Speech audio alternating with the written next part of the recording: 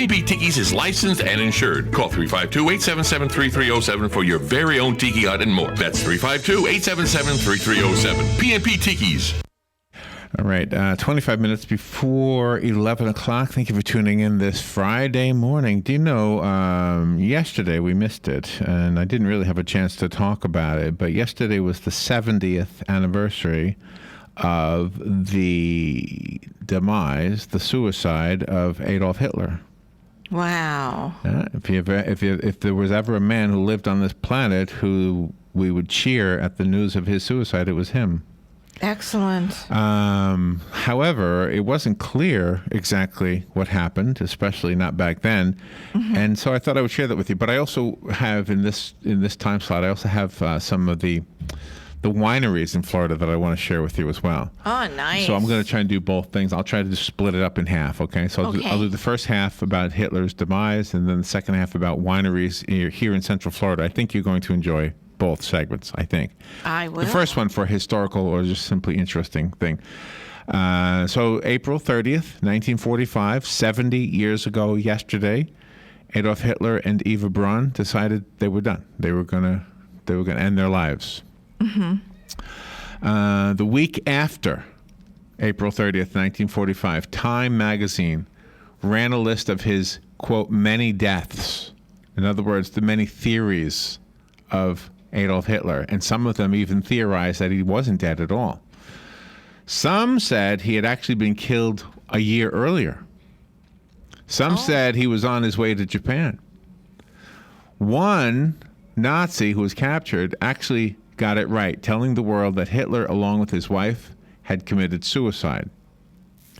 And by that July, Time magazine had an account from his one-time chauffeur of how the bodies had been removed from the underground bunker and burned. Mm-hmm. The cause of death was a bullet to the head, according to the chauffeur. Now, you'll find out in a second that turned out not to be the case, but that's what the chauffeur said. The Russian authorities who were conducting the investigation said that there had been no concrete evidence of his death and that Hitler might still be alive out there. Mm-hmm. And do you remember the theories? Remember the Boys from Brazil? Remember that movie? Yes, I haven't seen it, but I know about it. For those who don't know what that was a story about all of these boys who were identical that were growing up in Brazil. Mm-hmm. And as they got older, it became clear who they were. They were the cloned sons of Adolf Hitler, with the thinking that the Führer could be reproduced. Mm-hmm. Well, the Führer is the soul inside the body. Those boys, if there ever were such boys, wouldn't be him. They would be themselves, just happen to have his likeness. Mm-hmm. In 1968, there was a book published by a former Soviet intelligence officer who said that the Russians had found the body of Adolf Hitler and done an autopsy. And they confirmed that his identity was Adolf Hitler. They did that with dental records. Mm-hmm. And they say that the cause of death was cyanide, not a bullet to the head.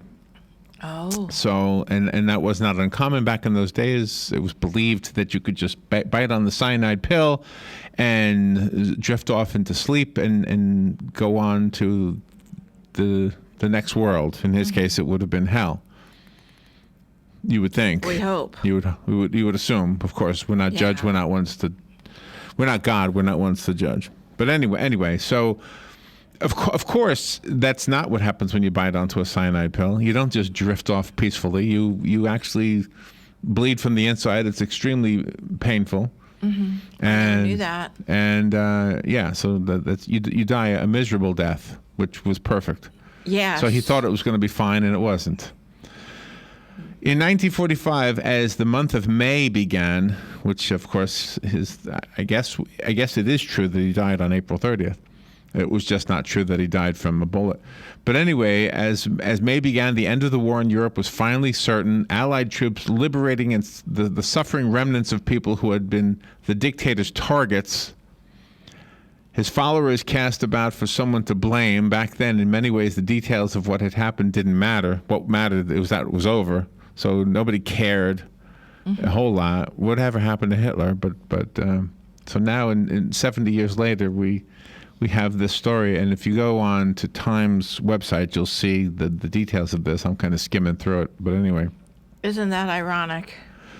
Because he was Times Man of the Year that one year, and now they have details about his death. It's the irony there. And in their defense, and in many Germans' defense who didn't see what was coming, they thought this guy's going to bring us back out of the misery. The same misery that my grandparents fled. My grandparents on my mother's side were from Germany, left in 1925. Good for me, right? Yeah. Anyway, that week in 1945, after he died, Time magazine crossed out Hitler. They put a picture on the cover and they crossed him out with red, like with blood, like a big X through his face. It was the first instance of a motif that had been repeated for other historic villains like Osama bin Laden, and a meditation on his life, how he came to power, and what the world would be like now that he was out of it. How fascinating is this? Whether or not he had suffered a cerebral hemorrhage, as reported by Stockholm, or had fallen in his command post at the Reich Chancellery, as reported by the Hamburg Radio, which said he had been succeeded as Führer by Grand Admiral Karl Dönitz, or was a prisoner of Gestapo chief Heinrich Himmler, Adolf Hitler was a political force, had been expunged. He was done. If he were indeed dead, the hope of most of mankind had been realized, for seldom had so many millions of people hoped for the death of one man. What always amazed me is that one man was able to persuade so many men, including this guy they got on trial right now. I can't remember his name. I can't either. We had a story of a Jewish Holocaust survivor who went to meet with him, and I think she says he kissed her hand, or he kissed. But I mean, here's a guy that would have had nothing to do with her 70 years ago, and now she meets with him. Yeah. You know, it's an amazing story. But what really disgusted me most about his story was that even though he didn't directly kill anybody, he was the accountant, and basically when they were putting somebody to death, they would take their possessions, their gold teeth even, and he would take that and somehow turn it into money as an accountant, and that was funding them. Yeah, he knew what was going on. Killing people and stealing their possessions. And he was on the dock where when the trains would be sent off, and I know one went one direction, one went the other, and one direction meant you were going to be a slave, the other direction meant you were going to die, and there was a baby left on the platform. And he witnessed a Nazi soldier, and he was a Nazi soldier too.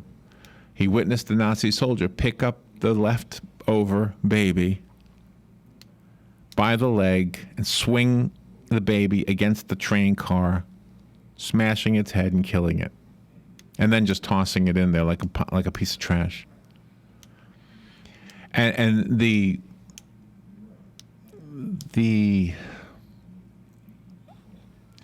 sense that that's what was supposed to be done, the sense that there was nothing wrong with it, the sense that this is just another animal. Even I wouldn't even do that to an animal, okay? No. But the sense that they had been so brainwashed to believe that was nothing, nothing was wrong with that, is exactly what is happening in the world right now.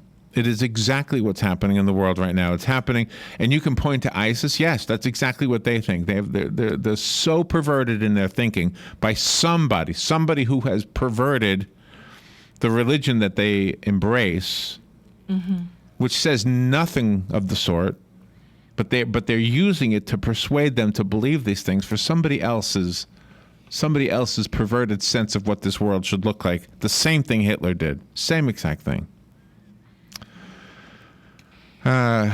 Anyway.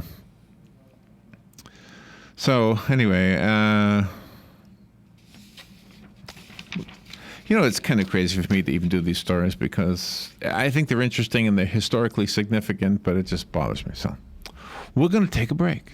Okay. Perfect timing.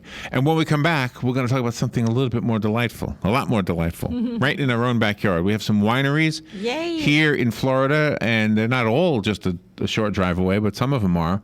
But they're all in Florida, so they're all a drive away. And these are wineries that you can visit. We'll be right back. The weather is brought to you by myfwc.com. Safe boating is no accident. A nice weekend shaping up for the area. Sunshine today. Pretty low humidity.